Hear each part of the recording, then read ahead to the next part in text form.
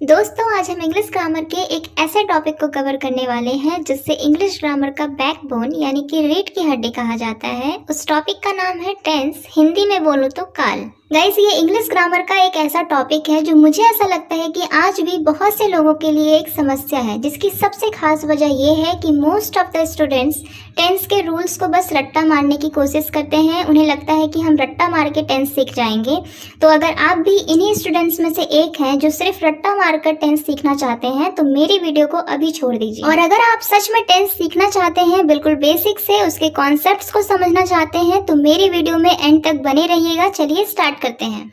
अब सबसे पहला सवाल ये आता है कि आखिर टेंस होता क्या है। गाइस, इसे समझने के लिए हम सबसे पहले इसकी डेफिनेशन देखेंगे। तो देखिए, tense is the form taken by the verb to indicate time, also continuance और कंप्लीटनेस ऑफ एक्शन एक्सेट्रा। मतलब टेंस क्रिया यानी कि वर्ब का वह रूप है जो सामान्यतः किसी कार्य के होने के समय के साथ साथ उसके जारी रहने या पूरे हो जाने की स्थिति को दर्शाता है। टेंस के डेफिनेशन से इतना तो हमें समझ में आ रहा है कि टेंस हमें टाइम बताता है। टाइम यानी कि समय। अब हम ये देखेंगे कि समय कितने प्रकार का होता है। सबको पता है कि समय 3 प्रकार के होते हैं। पहला बीता हुआ समय, दूसरा वर्तमान यानी कि जो अभी चल रहा है, और तीसरा आने वाला समय। अब क्योंकि समय के 3 प्रकार होते हैं, इसीलिए टेंस के भी 3 प्रकार होते हैं। बीते हुए समय के लिए भूतकाल यानी कि पास्ट टेंस, वर्तमान समय के लिए वर्तमान काल यानी कि प्रेजेंट टेंस, और आने वाले समय के लिए भविष्य काल यानी कि फ्यूचर टेंस का यूज किया जाता है। लेकिन अगर आप टेंस की डेफिनेशन को ध्यान से देखेंगे तो आप पाएंगे कि टेंस सिर्फ टाइम को ही नहीं दर्शाता है। टेंस किसी कार्य के जारी रहने यानी कि कंटिन्यूएंस या फिर उसके पूरे हो जाने की स्थिति यानी कि कंप्लीटनेस को भी दर्शा सकता है। इसीलिए टेंस की इन तीनों कैटेगरी की 4 सब कैटेगरीज भी हैं। सबसे पहली सब कैटेगरी आती है इंडेफिनिट टेंस। अगर ये पास्ट टेंस के साथ आती है तो पास्ट इंडेफिनिट टेंस कहलाती है। अगर प्रेजेंट टेंस के साथ आ जाए तो प्रेजेंट इंडेफिनिट टेंस, और फ्यूचर टेंस के साथ आए तो फ्यूचर इंडेफिनिट टेंस कहलाती है। अब देखिए, जो इनडेफिनेट वर्ड है वो तो आप सभी लोगों ने सुना होगा। इनडेफिनेट वर्ड जो डेफिनेट वर्ड है उसका उल्टा होता है, मतलब जस्ट ऑपोजिट। डेफिनेट का मतलब क्या होता है? निश्चित या पक्का। मतलब आप कहते हैं ना कि मैं वहां जाऊंगा, मतलब ये काम तो निश्चित है, ये पक्का है कि मैं वहां जाऊंगा। इसीलिए डेफिनेट का मतलब होता है निश्चित या पक्का। इनडेफिनेट का मतलब होता है अनिश्चित, यानी कि जो काम निश्चित ना हो। ठीक है। अब टेंस की इस सब कैटेगरी का नाम इंडेफिनिट टेंस ही क्यों है? क्योंकि इसके अंतर्गत ऐसे वाक्य आते हैं जिनसे हमें ये पता नहीं चलता है कि काम अभी जारी है यानी कि कंटिन्यू है, या पूरा हो चुका है यानी कि कंप्लीट हो चुका है। यानी कि इसमें ये बात अनिश्चित है, मतलब इनडेफिनिट है कि काम अभी जारी है या पूर्ण हो चुका है। एग्जाम्पल लेके समझते हैं। देखिए, मैं चावल खाती हूँ। अब इस सेंटेंस से बस इतना पता चल रहा है कि मैं चावल खाती हूँ। मैं खा रही हूँ या मैं खा चुकी हूँ, मतलब काम पूरा हो चुका है या फिर काम जारी है, ये हमें पता नहीं चल रहा है। तो ये इंडेफिनिट है। अब क्योंकि ये इंडेफिनिट टेंस प्रेजेंट टेंस के साथ आई है, इसीलिए ये प्रेजेंट इंडेफिनिट टेंस है। अब एक दूसरा सेंटेंस देखिए गाइस, मैं चावल खाती थी। इस सेंटेंस में बीते हुए समय की बात की गई है, यानी कि ये पास्ट टेंस में है, और पास्ट में ये इंडेफिनिट है कि हमें नहीं पता कि उस टाइम पे काम कंटिन्यू था, यानी कि मैं चावल खा रही थी, या काम कंप्लीट हो गया था, मतलब मैंने चावल खा लिया था।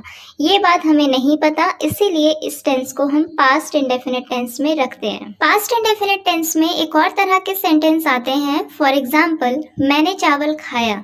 अब इस सेंटेंस से भी हमें ये पता नहीं चलता है कि पास्ट में काम कंटिन्यू था या काम कंप्लीट हो चुका था, मतलब मैं चावल खा रही थी या मैं चावल खा चुकी थी। इसीलिए इस तरह के सेंटेंस को भी हम पास्ट इंडेफिनिट टेंस में रखते हैं। अब फ्यूचर इंडेफिनिट टेंस को भी हम एक एग्जाम्पल से समझेंगे। देखिए, मैं चावल खाऊंगी। अब इस सेंटेंस में आने वाले समय की बात की गई है, मतलब ये फ्यूचर टेंस में है, और फ्यूचर में ये बात इंडेफिनिट है कि उस टाइम तक काम कंप्लीट हो चुका होगा या काम कंटिन्यू रहेगा। ठीक है, इसीलिए हम इसे फ्यूचर इंडेफिनिट टेंस कहते हैं। गाइस, चलिए अब हम चलते हैं टेंस की दूसरी सब कैटेगरी की तरफ, जिसका नाम है कॉन्टिन्यूअस टेंस। कॉन्टिन्यूअस टेंस को हम प्रोग्रेसिव टेंस या फिर इम्परफेक्ट टेंस भी कहते हैं। इस टेंस का नाम कॉन्टिन्यूअस टेंस या प्रोग्रेसिव टेंस इसलिए है क्योंकि इसके अंतर्गत ऐसे वाक्य आते हैं जिनसे हमें किसी काम के जारी रहने यानी कि कंटिन्यू रहने का पता चलता है। इस टेंस को हम इम्परफेक्ट टेंस भी कहते हैं, क्योंकि इस टेंस से हमें ये पता चलता है कि काम अभी कंटिन्यू है, मतलब काम अभी प्रोग्रेस में है, वो अभी परफेक्ट यानी कि कंप्लीट नहीं हुआ है। इसका मतलब है कि काम अभी इम्परफेक्ट है, अपूर्ण है। फॉर एग्जाम्पल, मैं चावल खा रहा हूँ। अब इस सेंटेंस से हमें ये पता चल रहा है कि काम अभी कंटिन्यू है, काम अभी पूरा नहीं हुआ है, काम अभी इम्परफेक्ट है। और क्योंकि ये सेंटेंस हमें वर्तमान समय के बारे में बता रहा है, तो ये एक प्रेजेंट टेंस है। और प्रेजेंट में काम अभी कंटिन्यू है, काम प्रोग्रेस में है, काम इम्परफेक्ट है, इसीलिए इसे हम प्रेजेंट कॉन्टिन्यूअस टेंस या प्रेजेंट प्रोग्रेसिव टेंस या प्रेजेंट इम्परफेक्ट टेंस कहते हैं। अब यही कॉन्टिन्यूअस टेंस अगर पास्ट टेंस के साथ आ जाए तो उसे हम पास्ट कॉन्टिन्यूअस या पास्ट प्रोग्रेसिव या पास्ट इम्परफेक्ट टेंस कहेंगे। जैसे कि मैं चावल खा रहा था। अब इस सेंटेंस में बीते हुए समय की बात की गई है, तो ये पास्ट टेंस में है और पास्ट में ये काम कंटिन्यू था, मतलब काम जारी था, काम इम्परफेक्ट था, इसीलिए इसे हम पास्ट कॉन्टिन्यूअस टेंस या पास्ट इम्परफेक्ट टेंस कहते हैं। अब फ्यूचर कॉन्टिन्यूअस टेंस के एक सेंटेंस को देखते हैं। देखिए, मैं चावल खाता रहूंगा। जैसे कि आप कहते हैं ना कि अरे उस टाइम पे मुझसे मिलने मत आना, क्योंकि मैं उस टाइम पे फुटबॉल खेलता रहूंगा। तो उसी तरह का सेंटेंस है ये। ऐसे सेंटेंस से हमें ये पता चलता है कि भविष्य में यानी कि फ्यूचर में किसी पर्टिकुलर टाइम में कोई काम होता रहेगा, मतलब काम कंटिन्यू रहेगा, काम इम्परफेक्ट रहेगा, इसीलिए इसे हम फ्यूचर कॉन्टिन्यूअस टेंस या फ्यूचर इम्परफेक्ट टेंस कहते हैं। चलिए अब हम चलते हैं टेंस की तीसरी सब कैटेगरी, जिसका नाम है परफेक्ट टेंस। परफेक्ट का मतलब होता है कंप्लीट यानी कि पूरा।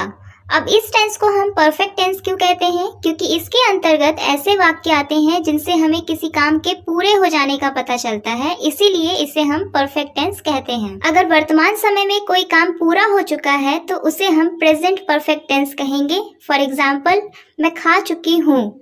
अगर बीते हुए समय में कोई काम पूरा हो चुका था तो उसे हम पास्ट परफेक्ट टेंस कहेंगे, जैसे कि मैं खा चुकी थी। अगर आने वाले समय में कोई काम किसी टाइम पर पूरा हो चुका रहेगा तो उसे हम फ्यूचर परफेक्ट टेंस कहेंगे, जैसे कि मैं खा चुका रहूंगा। आप कहते हैं ना कि जब तक तुम आओगे तब तक मैं खा चुका रहूंगा, मतलब फ्यूचर में कोई काम किसी पर्टिकुलर टाइम तक परफेक्ट हो चुका रहेगा, इसीलिए इसे हम फ्यूचर परफेक्ट टेंस कहते हैं। अब चलते हैं हम अपनी चौथी और लास्ट सब कैटेगरी की तरफ, जिसका नाम है परफेक्ट कॉन्टिन्यूअस टेंस। अब इसका नाम सुन के ही बहुत लोग कंफ्यूज हो जाते हैं कि ये क्या चीज है, कि ये परफेक्ट भी है और ये कंटिन्यू भी है, मतलब काम पूरा भी हो चुका है और काम जारी भी है। यहाँ परफेक्ट वर्ड से आपको कंफ्यूज नहीं होना है। यहाँ परफेक्ट का मतलब काम से नहीं है, यहाँ परफेक्ट का मतलब है टाइम से यानी कि समय से। मतलब इस टेंस से हमें ये पता चलता है कि काम किसी परफेक्ट यानी कि फिक्स टाइम से चालू हुआ है और अभी तक कंटिन्यू है। जैसे वह सुबह से सो रहा है, 2 घंटों से बारिश हो रही है। अब इन सेंटेंस में देखिए टाइम फिक्स है यानी कि टाइम परफेक्ट है। पहले वाले सेंटेंस में सुबह से और दूसरे वाले सेंटेंस में 2 घंटे से, और काम जारी है। अब क्योंकि इन दोनों ही सेंटेंस में वर्तमान समय की बात की गई है, इसीलिए इन दोनों सेंटेंस को हम प्रेजेंट परफेक्ट कॉन्टिन्यूअस टेंस के अंदर रखेंगे। और अगर हम इस तरह के वाक्यों का प्रयोग बीते हुए समय के लिए करेंगे तो उसे हम पास्ट परफेक्ट कॉन्टिन्यूअस टेंस के अंतर्गत रखेंगे। जैसे वह सुबह से सो रहा था, 2 घंटों से बारिश हो रही थी। और अगर हम इस तरह के वाक्यों का प्रयोग आने वाले समय के लिए करेंगे तो उसे हम फ्यूचर परफेक्ट कॉन्टिन्यूअस टेंस के अंतर्गत मानेंगे। जैसे मैं सुबह से खेलता रहूंगा, वह 2 घंटों से पढ़ता रहेगा। तो इस तरह आप लोगों ने देखा कि टेंस की 3 कैटेगरी होती है, present tense, past tense and future tense.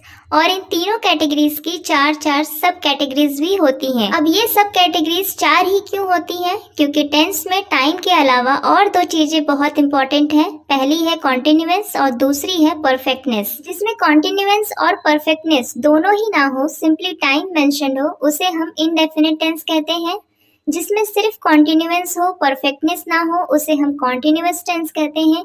और जिसमें सिर्फ परफेक्टनेस हो उसे हम परफेक्ट टेंस कहते हैं। और जिसमें कॉन्टिन्यूएंस और परफेक्टनेस दोनों का मिक्सचर हो, मतलब काम एक फिक्स टाइम यानी कि परफेक्ट टाइम से शुरू होकर अभी तक कंटिन्यू रहे, उसे हम परफेक्ट कॉन्टिन्यूअस टेंस कहते हैं। गाइस, इन चारों सब कैटेगरीज को टेंस की तीनों कैटेगरीज के साथ कंबाइन करने पर हमें टोटल 12 टेंस मिलते हैं। और अब आप जान चुके हैं कि इन 12 टेंसेस में किस किस तरह के सेंटेंसेस बनते हैं। तो नेक्स्ट वीडियो में हम उन सेंटेंसेस को फ्रेम करना सीखेंगे। टोटल 12 टेंस में अलग अलग तरह के सेंटेंसेस कैसे बनते हैं वो हम नेक्स्ट वीडियो में सीखेंगे।